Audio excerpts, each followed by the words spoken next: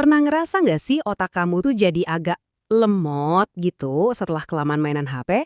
Nah, di bahasan kali ini kita bakal ngupas tuntas perasaan itu dan apa sih yang sebenarnya terjadi dalam kepala kita? Coba deh, pernah nggak sih kamu lagi asik scrolling berjam-jam, terus tiba-tiba ngerasa pusing dan kepikiran, ini HP beneran bikin otak gue tumpul ya? Kalau iya, kamu nggak sendirian.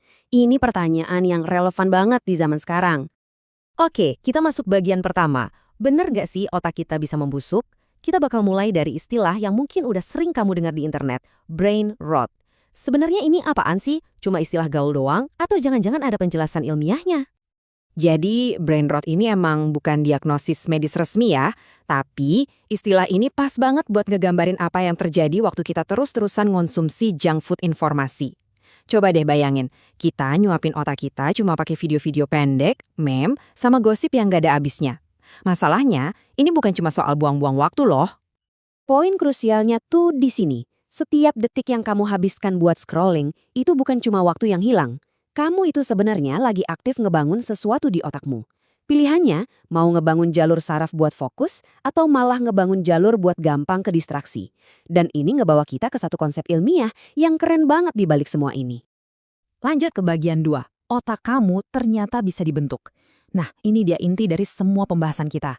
Selama bertahun-tahun, banyak yang percaya kalau otak kita itu udah paten, nggak bisa diubah lagi setelah dewasa. Ternyata, pandangan itu salah total. Otakmu itu jauh lebih mirip kayak tanah liat yang terus-menerus dibentuk sama setiap pengalamanmu. Kekuatan super di balik kemampuan ini namanya neuroplastisitas. Dan ini adalah ide yang benar-benar ngubah cara kita mandang otak. Semua kebiasaan harianmu, baik itu yang bagus maupun yang jelek, secara fisik beneran mengubah struktur dan fungsi otakmu. Ini bukan metafora ya, ini fakta biologis. Jadi, dulu kita mikir otak itu berhenti berkembang setelah kita dewasa. Sekarang kita tahu, itu salah besar. Otakmu itu selalu beradaptasi, setiap hari, setiap jam. Pertanyaannya sekarang adalah, kamu lagi ngebentuk otakmu jadi seperti apa? Biar lebih kebayang, yuk kita lihat gimana caranya sebuah kebiasaan bisa ngubah sirkuit otak kita secara drastis. Ada studi kasus nyata yang bakal nunjukin betapa dahsyatnya kekuatan pembentukan ini. Oke, kita masuk bagian 3, sistem pengereman otak. Sekarang kita geser dari teori ke bukti nyata. Ada sebuah penelitian tentang kecanduan yang ngasih gambaran super jelas tentang gimana pilihan-pilihan kita secara fisik bisa ngebentuk kemampuan kita buat ngendaliin diri. Jadi, para peneliti ini memindai otak para remaja, ngebandingin kelompok yang kecanduan sama yang enggak. Mereka secara khusus ngeliatin bagian korteks prefrontal.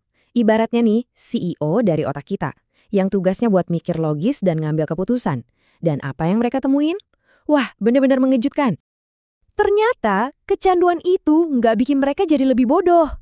Skor IQ mereka sama aja. Tapi, bagian otak yang fungsinya kayak sistem rem, yang tugasnya ngerem perilaku impulsif, itu ternyata mengalami kerusakan.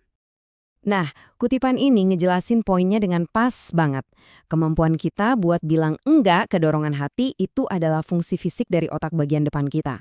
Kalau kebiasaan buruk ngerusak sistem itu, ya kita jadi kehilangan kendali meskipun kita tahu itu salah. Oke, sekarang bagian 4, membongkar mitos populer. Sebelum kita ngomongin solusi, yuk kita bongkar satu mitos gede tentang otak yang mungkin kamu sering banget dengar.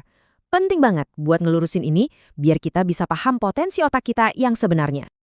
Pasti pernah dengar kan, katanya orang kreatif itu tim otak kanan, sementara orang yang logis itu tim otak kiri. Kedengarannya sih keren, tapi apa benar begitu kata sains? Yap, sesederhana itu. Menurut para ahli saraf, seluruh gagasan tentang kepribadian otak kiri atau kanan ini hoaks, sama sekali nggak ada dasar ilmiahnya. Jadi gini, intinya, baik kreativitas maupun logika itu dikelola sama seluruh otak kamu, terutama di bagian depan. Ide kalau kamu itu orang otak kiri atau orang otak kanan itu cuma mitos psikologi populer aja. Dan sekarang bagian kelima, cara membangun otak Anda. Oke, kita udah tahu otak kita bisa dibentuk, dan kita udah bongkar mitos yang ngebatasin kita. Pertanyaan terbesarnya sekarang, gimana caranya kita ngambil alih proses pembentukan ini? Gimana caranya kita bisa secara sadar ngebangun otak yang lebih baik? Nah, ini dia bagian yang paling ngasih harapan. Karena otak kita itu plastis, itu artinya kita nggak terjebak sama kebiasaan-kebiasaan buruk kita. Kita punya kekuatan buat secara sadar milih asupan yang bakal ngebentuk otak kita jadi lebih kuat, lebih tajam, dan lebih fokus. Ada nih saran praktis banget dari seorang ahli saraf. Di momen pas kamu ngerasa nyasar di feed media sosial, coba berhenti sebentar. Pindahin perhatian dari luar ke dalam diri, terus tanyain pertanyaan simpel ini ke diri sendiri. Ini tuh kayak tindakan perlawanan kecil terhadap brain rot. Dan ini dia hasil akhirnya yang luar biasa. Waktu kamu mulai nyari-nyari konten yang bermanfaat, algoritma itu bakal merhatiin. Kamu secara aktif ngelatih feed media sosialmu buat nyajiin informasi yang membangun, bukan yang ngerusak. Kamu jadi kurator buat lingkungan mentalmu sendiri. Jadi, bahasan ini saya tutup dengan satu pertanyaan buat kamu renungkan. Coba deh lihat HP-mu, lihat kebiasaanmu. Lingkungan informasi yang kamu ciptakan buat dirimu sendiri, itu lagi ngebangun istana yang megah atau malah lagi bikin otakmu membusuk. Pilihannya ada di tanganmu.